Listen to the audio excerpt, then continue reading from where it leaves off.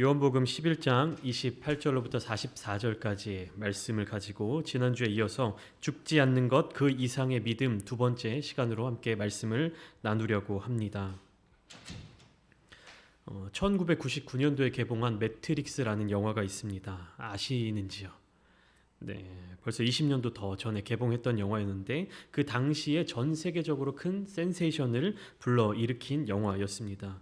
요즘에는 그래도 익숙하게 느껴지는 인공지능, AI 그리고 가상현실에 대한 기술, 그 내용을 접목시켜서 먼 미래에 인공지능이 이 세계를 지배하고 다스리는 그러한 내용의 SF 영화였습니다. 그 영화 내용의 시작이 어떻게 되냐면 한 남자가 나옵니다. 그리고 평범한 직장 생활을 하고 있어요. 일상생활, 지금 우리가 살아가는 이 삶과 똑같은 모습으로 현실에서 살아가고 있는 것이죠. 근데 어느 순간 어느 날 갑자기 그에게 이상한 사람들이 다가와서 이상한 일이 발생하게 되는 겁니다. 요약해서 요지를 말씀을 드리면 지금 평범한 삶을 살아가고 있는 것이 실제가 아니라 현실이 아니라 가상 세계 속에, 그러니까 컴퓨터로 조작되어 있는 가상 세계 속에 마치 꿈을 꾸고 있는 것처럼 살아가고 있는 것이 실제적으로 네가 느끼고 있는 현실이다. 그러니까 그 내가 지금 살아가고 있는 이 삶이 실제 현실이 아니라 이거는 꿈이고, 이 꿈을 깬 진짜 인류가 살아가고 있는 모습들은 먼 미래, 한 지금으로부터 200년 뒤에 AI, 기계들, 인공지능의 어떤 먹이로 살아가는 그런 비참한 모습을 보여주고 있는 그런 내용입니다. 그래서 그러한 현실을 부정하고 그냥 꿈속에서 행복한 나날을 살아가려는 사람들이 있는 반면에 그 행복한 현실을 깨고 꿈에서 깨어나와서 암담한 참혹한 그 현실에서 인공지능 세력에 맞서서 인간의 권력과 인간의 자유를 찾아내려고 하는 어떤 인간들의 모습을 표현한 그런 작품입니다. 그래서 이게 시리즈가 4편까지 나왔습니다. 워낙 인기가 있었고 전 세계적으로 많이 팔렸던 영화였기 때문에 2003년에 2편과 3편이 개봉됐고요. 조금 시간이 오래 지나서 2021년도에 오랜 시간이 지나서 4편까지 개봉했던 영화였습니다. 그 중에 2003년 개봉한 매트릭스 2 영화의 포스터 문구는 다음과 같습니다. 어떤 문구냐면 무엇을 상상하든 그 이상을 보게 될 것이다. 이게 매트릭스라고 하는 영화 두 번째로 나온 매트릭스 2의 카피, 포스터의 어떤 주제 문구였습니다. 무엇을 상상하든 그 이상을 보게 될 것이다. 인간의 상상력은 무한한 것 같지만 영화의 이 카피 내용을 보면 평범한 사람들의 그 상상력을 뛰어넘는 어떠한 미지의 영역이 더 있다는 사실을 암시하고 있는 것이죠. 정말로 매트릭스라는 이 영화는요, 우리가 생각하고 우리가 상상하고 우리가 현실에서 경험할 수 있는 그 이상의 것들, 어떤 미지의 영역에 대한 이야기들을 굉장히 매력적으로 잘 풀어냈던 것만 같은 그런 영화였습니다. 인간의 믿음도 이와 마찬가지가 아닐까 싶습니다. 내가 믿는다고 생각하는 영역, 내가 알고 있는 영역, 내가 파악하는 영역, 내가 경험했다라고 생각했던 그 영역, 그 이상의 것이 있음을 우리는 알아야 합니다. 근데 그 내 생각의 범위, 내 능력의 범위, 내 인지의 어떤 그 범위를 뛰어넘는 믿음의 영역은요, 사람의 노력과 사람의 능력으로 도달할 수 있는 장소는 아닙니다. 지식으로 채우거나 뭐 열심히 공부해서 열심히 성경을 읽어서 깨달음 얻거나 아니면 뭐 교회 내에서 봉사하거나 헌신의 그런 영역에서 충족시키려 하거나 무엇인가 내가 대가를 지불하고 무엇인가 내가 돈을 지불하고 무엇인가 내가 다른 어떠한 것들로 대신해서 어떤 믿음의 영역을 얻을 수 있는 그러한 것이 아닙니다. 내가 믿음을 얻기 위해서는 무엇인가 대가를 치러야 된다라고 생각하는 그리스도인들이 상당히 많이 있는 것 같습니다. 그렇지만 믿음은 어떤 대가를 주고 내가 얻는 것이 아니라 주어지는 것입니다. 받을 준비가 되어 있는 사람, 그리고 받을 수 있는 사람에게 은혜로 주어지는 거예요. 얻을 수 있고 돈을 주고 사거나 뭐 값을 지불해서 대가를 지불하고 우리가 얻고 구하는 것이 아니라 우리에게 주어지는 믿음을 받으면 되는 것입니다. 많은 사람들이 이 믿음에 대해서 이야기할 때 결과를 바라보며 거기에 집중하는 것을 보아요. 믿음이 좋은 사람은 어떠한 것을 행한다. 믿음이 좋은 사람은 어떤 결과를 얻어낸다. 어떤 성과, 결과 이런 부분들에 더 집중을 하는 모습을 볼 수가 있습니다. 그렇지만 믿음은 결과보다도 더 중요한 것이 어떻게 우리들에게 주어지는가. 그리고 그 주어진 믿음을 거저 받은 우리가 어떠한 삶을 살아가는가가 이어져야 되는 거예요. 그러니까 우리가 잘 살았기 때문에 믿음을 얻고 구원을 받고 이렇게 이어지는 것이 아니라 우리가 믿음으로 구원을 받고 난 이후에 삶을 잘 살아내야 되는 거예요. 근데 많은 크리스천들이 그리고 기독교, 그리스도교가 아닌 다른 종교를 따르는 종교를 믿는 사람들이 착각하고 있는 것이 무엇이냐면 잘 살아야 구원으로 이어진다라는 생각을 하는 겁니다. 근데 이 순서가 바뀌었어요. 믿음으로 우리에게 은혜로 구원이 주어지면 그 구원을 받은 사람의 삶의 모습이 변화되는 겁니다. 이것이 바뀌게 되면 우리는 제대로 된 신앙생활을 하지 못하고 있는 것이죠. 지난주부터 이어지는 요한복음 11장의 내용의 말씀 속에서 예수님께서는요, 이 믿음에 대한 이야기들을 제자들과 그리고 유대인들에게 계속해서 전달해 주고 계십니다.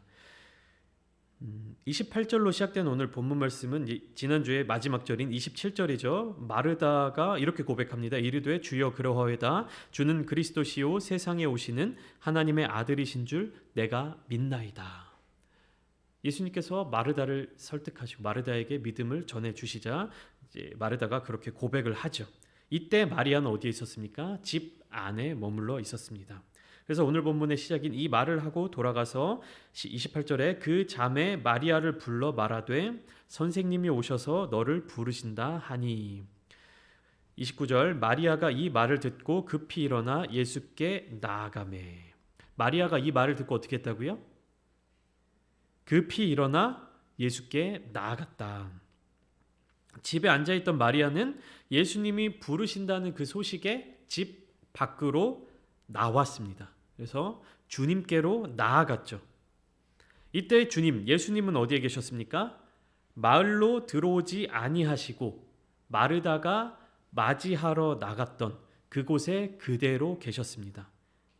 자, 마리아는 예수님께로 나아갔죠. 예수님은 그러한 마리아를 기다리고 계셨습니다. 마리아가 급하게 집 밖으로 뛰어나가니까 그 마리아와 마르다를 위로하러 왔던 유대인들은 어떻게 생각합니까? 31절에 마리아와 함께 집에 있어 위로하던 유대인들은 그가 급히 일어나 나가는 것을 보고 곡하러 무덤에 가는 줄로 생각하고 따라가더니. 그러니까 유대인들의 반응은 마리아가 무덤으로 곡하러 가는 줄 알고 급하게 따라갔습니다. 마리아는 주님께로 나아갔고 주님은 마리아를 기다리고 계셨고 유대인들은 마리아를 급히 따라갔습니다. 이러한 목적을 가지고 예수님께서 마르다와 함께 계신 그곳에 마리아를 비롯한 유대인들이 모이게 되었습니다. 마리아의 반응 역시 마르다가 보였던 반응과 동일하죠. 32절에 뭐라고 되어 있습니까? 주께서 여기 계셨더라면 내 오라버니가 죽지 아니하였겠나이다. 마리아도 그 언니 마르다가 했던 말과 동일하게 예수님께 이렇게 이야기를 합니다. 이것은 믿음이 있는 이야기인가요? 믿음이 없는 이야기인가요? 믿음이 있기는 있는 말이죠. 그렇죠? 주님께서 여기 계셨더라면 죽을 병에 걸린 우리 오라버니가 죽지 않았을 것입니다. 믿음이 있는 이야기입니다.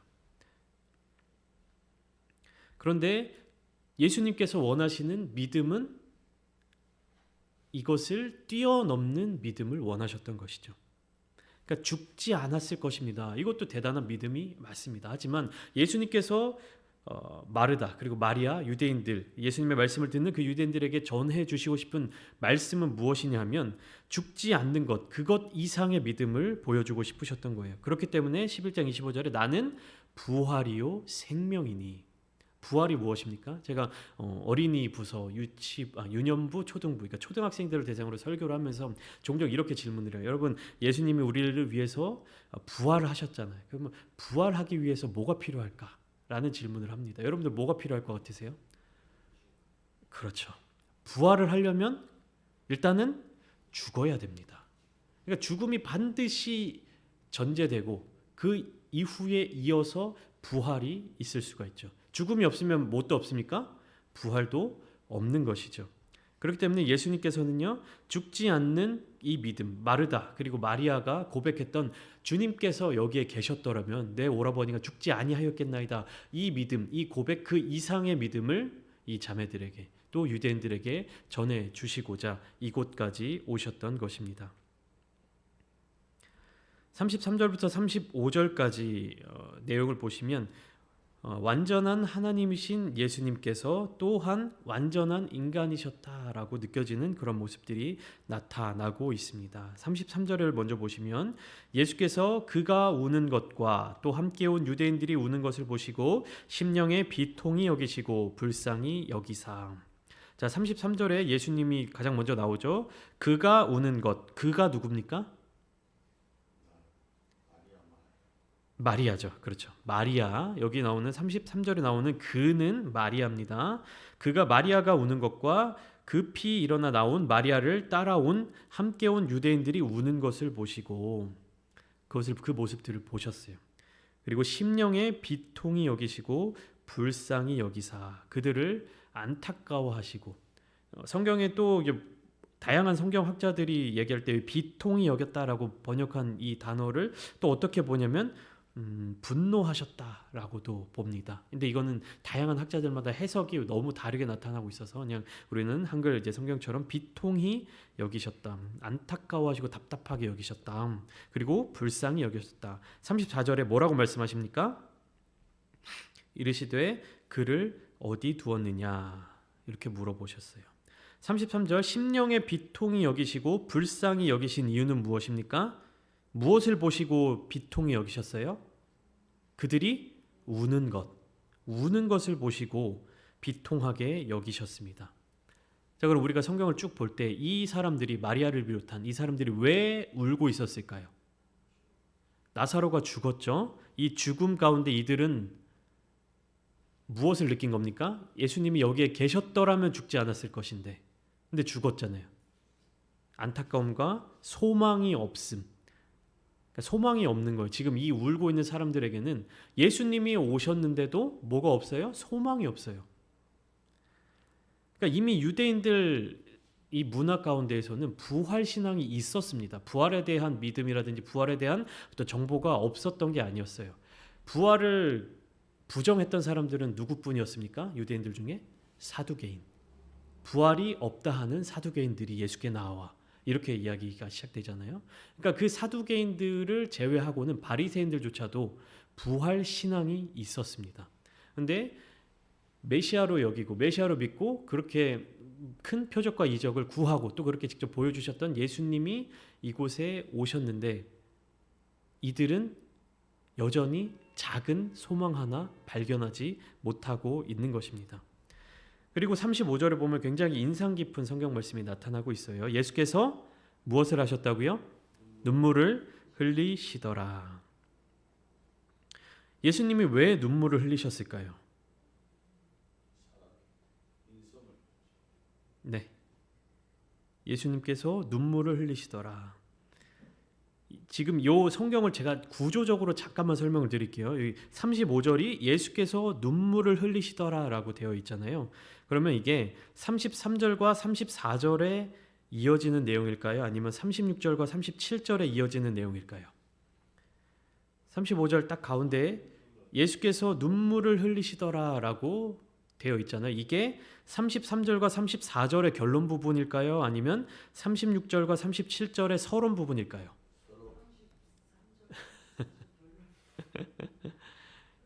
이게 중요합니다. 이거를 어디에 묶어서 해석을 하느냐에 따라서 굉장히 달라지기 때문에 서론.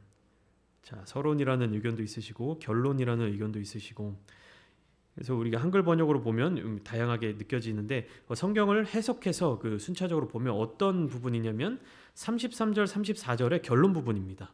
그러니까 예수님이 눈물을 흘리신 이유가 뭐냐면 이 사람들 마리아와 유대인들의 믿음 없는 것을 보시고 비통하고 불쌍한 마음으로 우신 거예요. 근데 이것을 잘못 해석하거나 오해하게 되면 무엇 때문에 울었다라고 생각을 하냐면 예수님이 나사로를 기억하고 나사로의 죽음을 안타까워서 울고 그 죽음을 통해서 슬퍼하는 마리아와 마르다를 또 불쌍히 여겨서 울고 해서 이렇게 생각할 수 있습니다. 근데 예수님이 우신 이유는 무엇이냐면 마리아와 그 마르다와 모인 유대인들을 보고 안타까움으로 우셨지만 죽음으로 인해서 슬퍼하는 그들이 안타까운 것이 아니라 부활, 소망, 믿음이 없는 것을 안타까워하시고 또 비통히 여기시고 또 한편으로는 그것에 분노하신 거예요. 이렇게 믿음이 없을 수 있냐? 이런 뉘앙스. 이런 예수님의 눈물을 보고 사람들은 어떻게 반응을 합니까? 그래서 그 반응이에요. 반응이기 때문에 물론 이어지는 부분도 있죠. 36절을 보면 이에 유대인들이 말하되 보라 그를 얼마나 사랑하셨는가 오해하고 있는 거죠. 예수님이 나사로의 죽음을 안타까워함으로 눈물을 흘리셨다라고 오해하고 있는 거예요. 예수님의 나사로를 사랑하지 않으신 게 아닙니다. 왜 그것을 슬퍼하지 않으십니까? 곧 살아 나올 거기 때문에. 슬퍼할 이유가 없죠. 예수님이 왜 이곳으로 오셨습니까? 나사로를 살리시기 위해서 이곳으로 오셨는데 슬퍼할 이유가 없죠. 그래서 36절에 유대인들이 말하되 보라 그를 얼마나 사랑하셨는가 이렇게 반응이 있고요. 두 번째 반응은 37절은 좀 더 예수님께 공격적인 반응입니다. 맹인의 눈을 뜨게 한 이 사람이 그 사람은 죽지 않게 할 수 없었더냐. 여전히 이 사람들의 말은 어디에 딱 묶여 있습니까? 죽지 않는 것. 그래서 믿음 없는 자들의 반응과 언행으로 인해서 예수님이 38절에 이에 예수께서 다시 속으로 비통히 여기시며 무덤에 가시니 무덤이 어떻게 되어 있습니까? 돌로 막혀 있었습니다. 예수님이 그 돌을 보시면서 이렇게 말씀하십니다. 39절에 돌을 옮겨 놓으라. 그러니까 무덤을 들어갈 수 있는 출입구를 다시금 열어 놓아라. 이렇게 말씀하신 것이죠. 이때 마르다가 뭐라고 이야기를 하냐면 죽은 자의 누이, 성경도 이렇게 나오죠. 죽은 자의 누이. 마르다가 이르되 주여 죽은 지가 나흘이 되었음에 벌써 냄새가 나나이다. 무덤 문이 돌로 막혀 있었기 때문에 냄새가 밖으로 나오지 않았을 겁니다. 그런데 마르다는 어떻게 믿고 있어요? 죽은 지가 벌써 나흘이나 지났기 때문에 냄새가 날 겁니다. 냄새가 나고 있습니다. 근데 실제적으로 무덤 문은 돌로 막혀 있기 때문에 냄새가 나지 않아요. 근데 마르다는 어떻게 믿고 있는 겁니까? 이미 죽은 지 나흘이나 지났기 때문에 부패가 시작되고 그 몸에서 독한 냄새가 날 것입니다. 그러니까 마르다가 그렇게 인식했고 마르다의 믿음은 거기에 머물러져 있었던 것이죠. 그러한 마르다의 말에 예수님께서 40절에 이렇게 대답을 해주시죠. 내 말이 네가 믿으면 하나님의 영광을 보리라 하지 아니하였느냐 하시니. 11장 4절 말씀에 예수님이 뭐라고 말씀하셨냐면 제자들에게 이 병은 죽을 병이 아니라 하나님의 영광을 위함이요 하나님의 아들이 이로 말미암아 영광을 받게 하려 함이라 이렇게 말씀하셨어요. 11장 4절에서 그렇게 말씀하신 예수님이 40절에 마르다에게 이렇게 얘기합니다. 네가 믿으면 하나님의 영광을 보리라. 예수님은 계속해서 하나님의 영광, 하나님의 뜻, 하나님의 섭리 이런 것에 대해서 많은 사람들, 제자들에게 예수님을 따르던 사람들에게 이렇게 말씀을 해주고 계셨던 것입니다. 하나님의 영광을 위해서 예수님께서 나사로의 무덤 앞에 서셨습니다. 41절부터 말씀은 굉장히 중요한 말씀인데 뭐라고 되어 있냐면 돌을 옮겨 놓으니 예수께서 눈을 들어 우러러 보시고 이르시되 아버지여 내 말을 들으신 것을 감사하나이다. 이렇게 예수님이 기도를 시작하십니다. 뭔가 좀 이상한 거 느껴지지 않으세요? 이상한 게?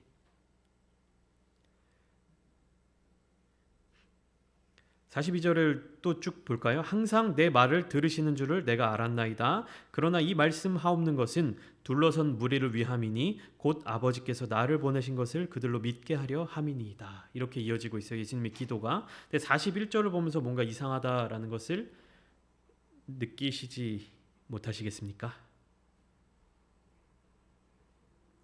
예수님이 기도 시작을 뭐라고 하시죠? 아버지여 내 말을 들으신 것을 감사하나이다. 무슨 말이죠? 무슨 말을 들으신 거죠? 예수님의?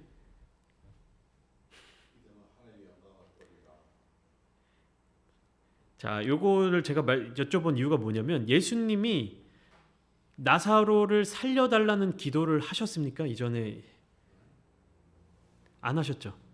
근데 첫 기도 시작이 아버지여 내 말을 들으신 것을 감사하나이다. 그러니까 아버지께 말을 한 게 안 나타나 있는데 예수님의 기도의 첫 시작이 아버지여 내 말을, 다시 말하면 아버지여 내 기도를 들어주심에 감사드립니다. 이렇게 기도를 시작하고 계세요. 그러니까 뭐냐면 예수님께서 목소리로 겉으로 이렇게 기도를 음성으로 하시기 전에 기도 응답을 이미 받으신 거예요. 언제 받으셨습니까?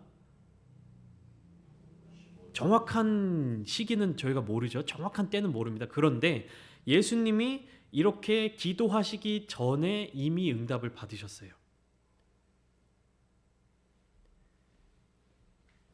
여기서 우리가 생각해야 될 것은 뭐냐면 예수님이 41절부터 42절까지 기도하면서 그 내용에 중요한 이야기가 들어가 있습니다. 항상 내 말을 들으시는 줄을 내가 알았나이다. 그러나 이 말씀을 하옵는 것은, 그러니까 내가 이 기도를 하는 것은 둘러선 무리를 위함이니, 이곳에 모인 이 사람들을 위함이니 곧 아버지께서 나를 보내신 것을 그들로 믿게 하려 함이니이다. 제가 설명을 드리면 41절에 아버지여 내 말을 들으신 것을 감사하나이다 라고 기도의 그 음성을 떼시기 전에 이미 예수님께서는 하나님께 어떻게 기도하셨냐, 나사로의 부활에 대한 기도를 하시고 응답을 받으셨어요.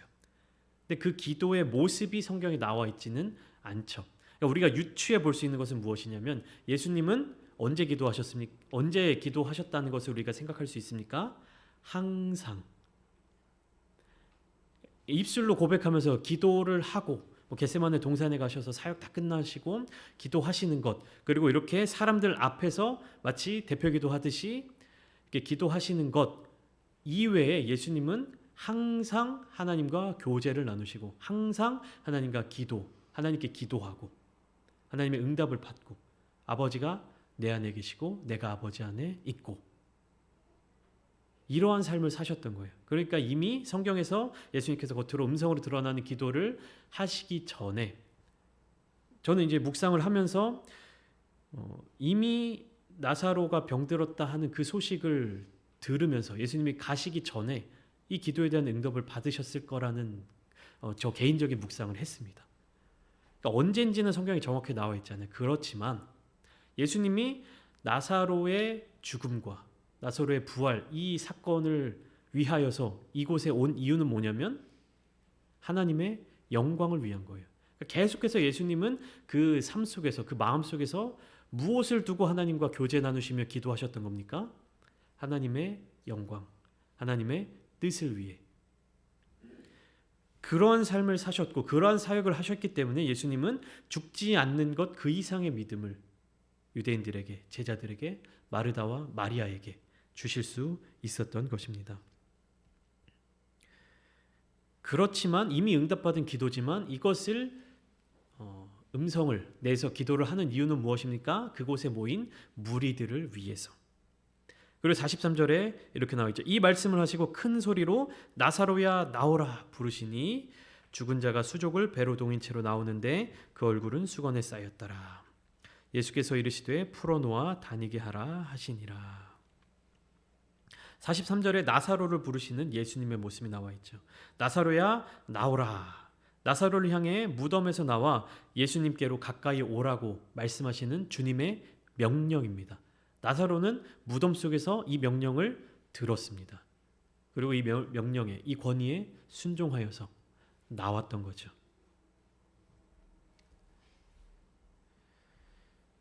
45절부터 46절까지를 보면 이렇게 요약이 됩니다. 많은 유대인들이 이 사건을 통해서 예수님을 믿었지만 어떤 사람들은 바리새인들에게로 갔습니다.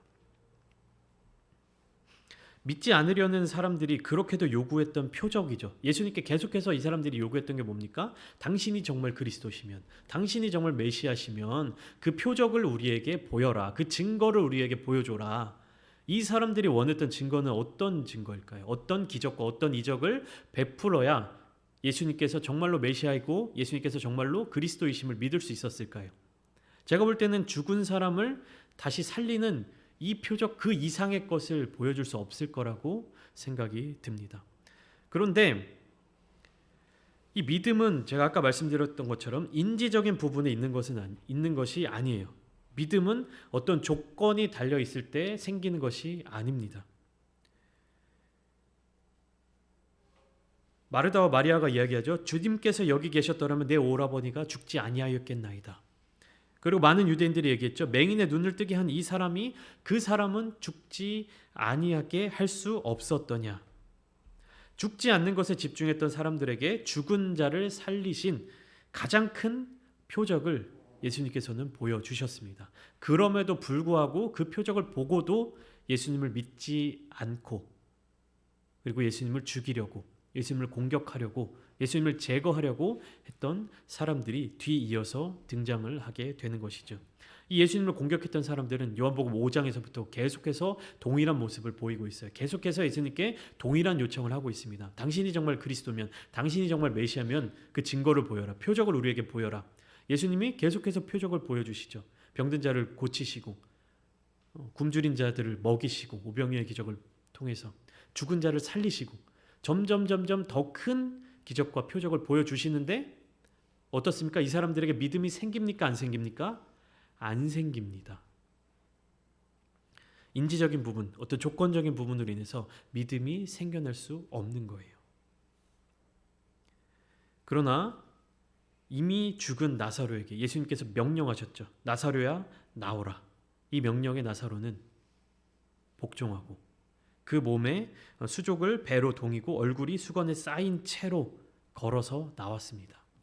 부활하여 나온 나사로는 그 온몸이 묶여있고 이렇게 덮여있는 것 외에는 그곳에 모여있던 사람들과 다를 것 없는 살아있는 사람이었던 것이죠. 우리가 신앙생활을 하면서 기도생활을 하면서 교회에 나오면서 우리가 믿음을 바라볼 때 신앙생활이 믿음 생활 아닙니까? 믿음으로 살아가는 그 생활을 할 때 우리는 우리 자신을 어떻게 바라보고 있습니까? 우리 믿음에 대해서 어떻게 진단하고 평가하고 있습니까? 때로는 우리가 주님께 어떻게 기도합니까? 어떤 조건을 두고 기도하시지는 않으십니까? 나의 믿음으로 주님께 기도함으로 나아가는 것이 아니라 이렇게 해주시면 믿겠습니다. 이런 조건을 가지고 응답해 주시면 믿겠습니다. 이렇게 해주시면 제가 좀 더 성장하겠습니다. 어떤 조건을 가지고 기도하는 경우들이 무척이나 많이 있는 것을 저 또한 고백을 합니다. 하지만 우리의 믿음은 어떤 조건으로 이루어지는 것이 아니라 어떤 경험으로 이루어지는 것이 아니라 주님께서 우리에게 은혜로 베풀어 주시고 선물로 베풀어 주신 그것을 우리가 취하고 받은 바 은혜에 힘입어서 믿음 있는 사람으로서의 삶을 살아가야 하는 것입니다. 오늘 밤 이 시간 함께 기도하실 때에 믿음의 기도, 결단의 기도를 하시기를 소망합니다. 우리의 기도가 단순히 우리의 작은 믿음을 크게 키우는 혹은 우리가 어린 아이와 같은 순수한 면이 아니라 정말 떼쓰는 것처럼 부모에게 그런 것들을 막 요구하는 낮은 신앙, 어린 신앙의 그런 기도를 하는 것이 아니라 주님께서 우리에게 베풀어 주신 이미 우리로 하여금 그것을 취하도록 하신 믿음의 기도, 또 하나님께 영광을 올려드리는 기도, 하나님을 기쁘시게 해드리는 그런 귀한 기도의 자리 가운데로 나아가시기를 소망하며 또 그 가운데에 하나님께서 우리에게 무한히 베풀어 주시는 크신 은혜를 더욱더 누리시는 저와 여러분들이 다 되시기를 주님의 이름으로 축원합니다.